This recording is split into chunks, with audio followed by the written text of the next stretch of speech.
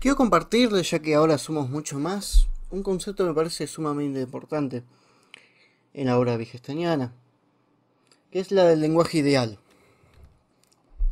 Wittgenstein habla muy poco del lenguaje ideal en sus publicaciones, al menos después de que haya fallecido, como investigaciones filosóficas. Ahora solamente aquí, en el punto 81 de investigaciones filosóficas, que dice lo siguiente.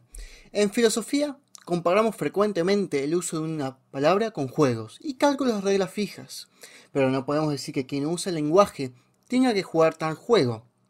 En otras palabras, no todo el que usa el lenguaje cotidiano tiene que usar sí o sí estos juegos, palabras de juegos o cálculos con reglas fijas.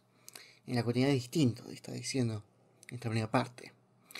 Pero si se dice entonces que nuestra expresión verbal se aproxima solo a los cálculos, en otras palabras, hablar solamente como si habláramos todo el tiempo con cálculos, se está con ello de inmediato al borde de un malentendido. Hablar puramente con cálculos es un malentendido, ¿sí? Puedes caer en malentendido enseguida. Y ahora es lo que a mí me importa. Puede entonces parecer como si hablásemos en lógica de un lenguaje ideal. Como si nuestra lógica fuera una lógica, por así decirlo, para el vacío. Onda, una lógica para nada, donde no estás trabajando con nada, dice Wittgenstein, si caes en este lenguaje ideal lógico. Hay algo muy interesante porque en Tractatus, Bernard Russell habla del lenguaje ideal y habla básicamente que es maravilloso. Y dice lo siguiente en esta introducción. No es que haya lenguaje lógicamente perfecto, o que nosotros nos creamos aquí ahora capaces de construir un lenguaje lógicamente perfecto, sino que toda la función del lenguaje consiste en tener significado, y solo cumple esta función satisfactoriamente en la medida en que se aproxima al lenguaje ideal que nosotros postulamos. Fuerte lo que dice Russell. No sé si estaba boludeando Wittgenstein ahí en el Tractatus o quería pelearse. Lo que sí sabemos es que Wittgenstein odió su introducción al Tractatus. Pero bueno, sin ello no hubiese sido famoso su libro. Y sigue así. La tarea esencial del lenguaje es afirmar o negar hechos. El primer requisito de un lenguaje ideal sería tener un solo nombre para cada elemento y nunca el mismo nombre para dos elementos distintos. Bueno, esta fórmula, esta segunda parte que hace Russell de aquí, me parece sumamente importante. ¿Por qué? Porque la tarea esencial del lenguaje es X. Vamos a decir, eso es un lenguaje ideal. Más adelante vamos a mostrar. El primer requisito de un lenguaje ideal sería X. Ahí tenemos una forma del lenguaje ideal. Continuemos. Como ya les dije, el lenguaje ideal tenía muy pocas fuentes. Tenía solo investigaciones filosóficas. Una sola parte. Dije, bueno, ¿estoy loco o esto es un término importante? Vamos a buscarlo en las notas de Wittgenstein, las notas más importantes que tiene, que dejó como herencia a sus alumnos. Donó todas sus notas a sus alumnos y la gran mayoría están publicadas en internet. Bueno, busqué Ideal Speech, que es el lenguaje ideal, disculpen en alemán, y entre 1914 y 1952 se menciona 40 veces. A veces repetidas, porque Wittgenstein escribió varias veces el mismo texto una otra vez. Y acá les muestro uno. Que este año cuando la lógica trataba con el lenguaje ideal y no con el nuestro. ¿Se entiende? Le parece extraño que la lógica use un lenguaje ideal y no vaya al nuestro, que lo desprecia al lenguaje cotidiano. Bueno, disculpen, esto es una cita muy larga, pero me parece sumamente importante que encontré en estas notas. Si bien la lógica no se ocupa del lenguaje ni del pensamiento, de la misma manera que una ciencia natural se ocupa de un fenómeno natural, y como muchos podemos decir, que construimos lenguajes ideales. La palabra ideal sería engañosa aquí, porque parece que estos lenguajes son mejores y más perfectos que nuestro lenguaje cotidiano. Mirá cómo le da un palo a Russell acá. Y como si fuese necesario que el lógico finalmente mostrara a la gente cómo es una relación correcta. Como si este lenguaje ideal viene a nosotros a enseñarnos. Ahí se está formando lo que yo digo que es lenguaje ideal. Pero todo esto puede parecer bajo la luz correcta cuando uno ha ganado una mayor claridad sobre los conceptos de la comprensión, opinión y pensamiento. Porque entonces también queda claro que nos puede llevar y me ha llevado a pensar que quien pronuncia una frase y la quiere decir o la entiende, haciendo así un cálculo según unas reglas determinadas. Hasta Wittgenstein cayó. Bueno, Wittgenstein tenía sus problemas, ¿no? Pero hasta Wittgenstein cayó en los lenguajes ideales. Es un ser humano, todos caemos en un momento en lenguajes ideales. Es más, hasta sospecho que tal vez empezamos a aprender lenguajes como un lenguaje ideal. El tema es que si se flexibiliza o no, o si se solicitiza demasiado. Continuamos. Otra frase de las notas. El lenguaje fenomenológico, o idioma principal, como lo llamé, no es mi objetivo ahora. Ya no los considero necesarios. Ahí ya abandona el lenguaje ideal, el idioma principal, el lenguaje fenomenológico. Creo que le está dando un pedazo a Husserl. No sé si lo haya leído. O a Heidegger, tampoco creo que lo haya leído. Pero se nota que va por ese lado. Por ese lenguaje de una esencia, un idioma principal. El idioma más creado y perfecto. ¿Sí? Esto es una interpretación mía de notas porque ya era un quilombo de escribirlo. Así que lo desarrollé de esta forma. Los lenguajes ideales trabajan en el vacío, como ya se dijo. Son un lenguaje para el vacío. Al ellos reclamarse como los únicos capaces de definir las palabras, abarcándolas todas absolutamente. Estos lenguajes ideales se proclaman a sí mismos como que pueden abarcar toda posibilidad de un juego. Dijiste dando un ejemplo del tenis. ¿Cuántas cosas locas podemos hacer del tenis y que no está reglamentado? Por ejemplo, jugar desnudo. Pero continuamos, hay otros ejemplos como... Acá dice, imaginemos que en un lenguaje ordinario decimos, estas plantas son verdes. Alguien con un lenguaje ideal nos diría, no, mira esta hoja de ahí, no es verde, no debes hablar así. ¿Se comprende? El lenguaje ideal busca que tu lenguaje sea imperfecto, ¿sí? Lo cual lo es, porque nuestras reglas no son rígidas en el lenguaje cotidiano, sino que se van armando y según la necesidad, según el momento, puede generarse una regla. Estos lenguajes ideales tienen la tendencia de buscarle el pelo al huevo, escribo, ya que suponen que su lenguaje sí abarca todas las reglas y situaciones posibles. ¿Se entiende? Arma un mundo perfecto, estos lenguajes ideales. Y acá sigo tomando notas de Wittgenstein y los dejo en alemán. La naturaleza lógica traza fronteras, pero en el idioma que hablamos, tales fronteras no se trazan. ¿Se entiende? En la lógica necesitamos trazar fronteras. Pero en el lenguaje cotidiano estas fronteras no se trazan, sino, como ya se sabe, los límites son borrosos, dice Wittgenstein en Investigaciones Filosóficas. Bueno, acá me expando el concepto de Wittgenstein y busco algo más. Vamos a intentar trabajar con esto. Vamos a poner ejemplos, vamos a poner cotidianos y todos esos temas. Y dice Wittgenstein, ¿hasta qué punto estamos hablando de casos ideales? De un lenguaje ideal. ¿Cómo identificarlo? Se pregunta Wittgenstein. Yo respondería a los siguientes ejemplos. Un lenguaje ideal tiene la siguiente forma, los siguientes usos, como verán. Solo hay una forma de hablar, dice el lenguaje ideal. Este es el único juego posible, dice el lenguaje ideal. Las reglas son rígidas e inflexibles. Los límites son sumamente claros, dice el lenguaje ideal. Estas reglas responden a todo problema posible que va a venir y que vino. Por fuera de estas reglas no hay nada. Recuerda las primeras partes del Tractatus, ¿no? Que después deshace. Hay una esencia, y es esta, una X, ¿no? La esencia del lenguaje ideal es esta. Mientras que el lenguaje cotidiano, el lenguaje que nosotros usamos, hay múltiples formas de hablar, al igual que muchos tipos de terapia, filosofía y juegos. Las reglas son flexibles y los límites son borrosos. Las reglas no pueden responder todo, y no hay una esencia en el lenguaje, sino usos.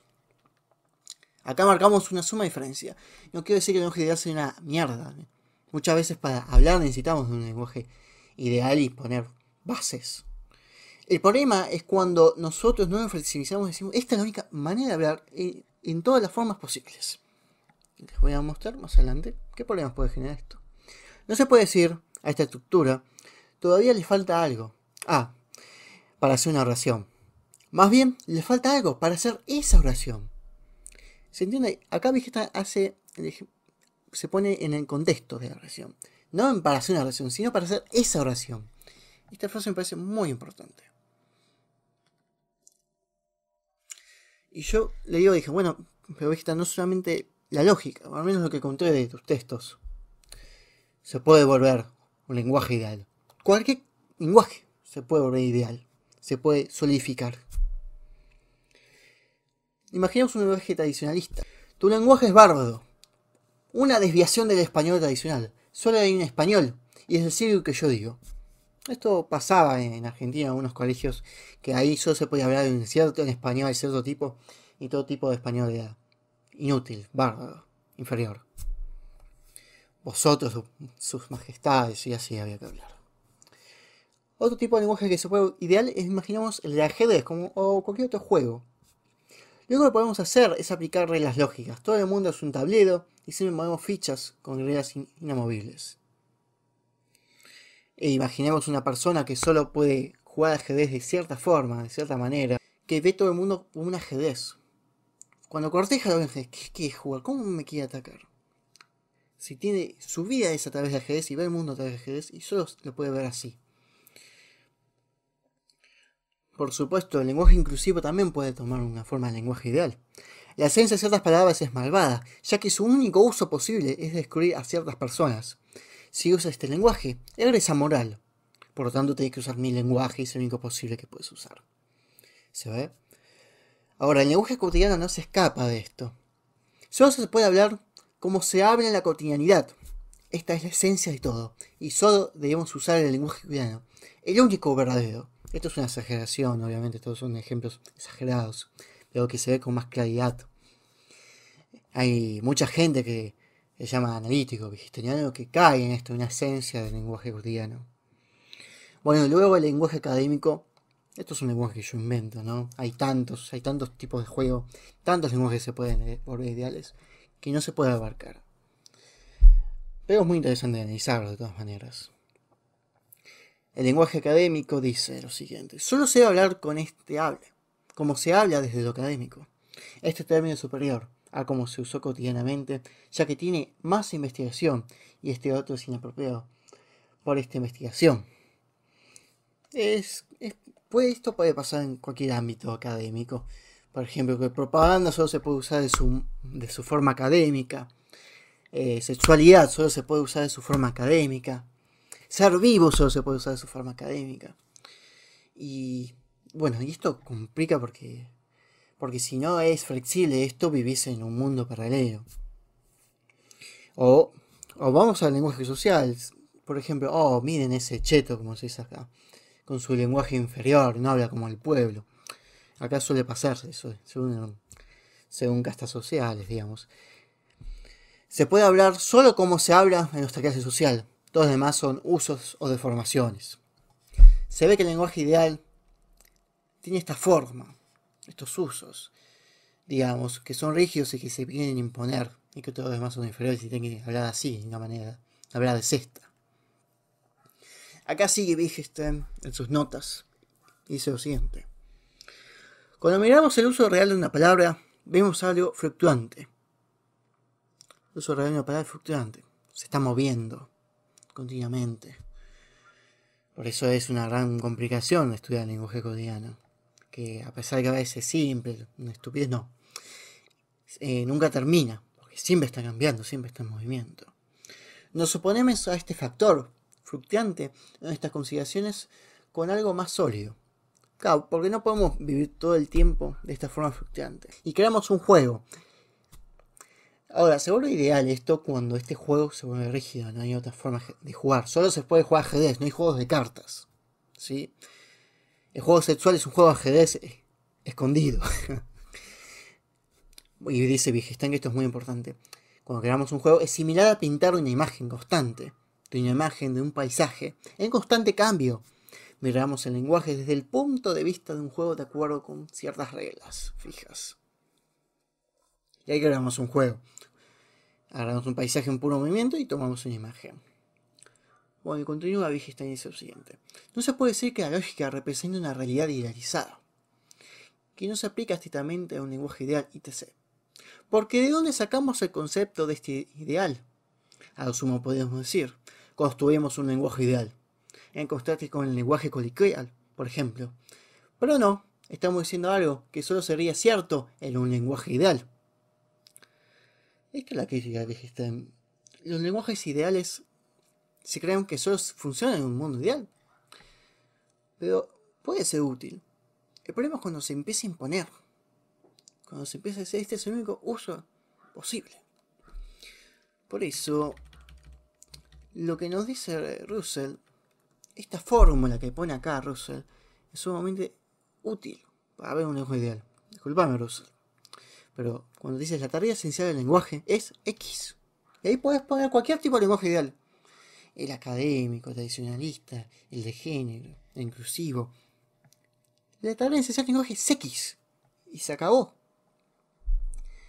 Y cuando hacemos esto y lo imponemos, ahí se forma un lenguaje ideal. Puede ser que sea flexible, que se sepa. Que es solamente para ciertas cuestiones, ciertos conceptos, ciertos momentos. Ciertos juegos, ciertas cotidianidades. Pero podemos poner rígido y explicar toda la realidad, todo el mundo, a través de esto y no permitir ningún tipo de mundo juego de lenguaje. El primer requisito del lenguaje sería X, por ejemplo. Lenguaje inclusivo que no sea amoral, que no sea racista, que sea inclusivo. o el académico, que se base, no sé, por ejemplo, que se base en datos, que se base en hechos. Si no, no puedes hablar. Bueno, esto les quería compartir para festejar que en el grupo de Tercer Vigésimo ya somos 400 personas. Y en mi Twitter tal vez lleguemos a 400 personas. Y además que los chicos de filosofía de película y Oscar les prometí que iba a hacer este video. Así que eso es todo, la verdad. No se toma muy en serio. Yo me lo tomo muy en serio. Es un tema muy complejo de investigación y parecía muy interesante. Bueno, subo el locaje y esto es todo.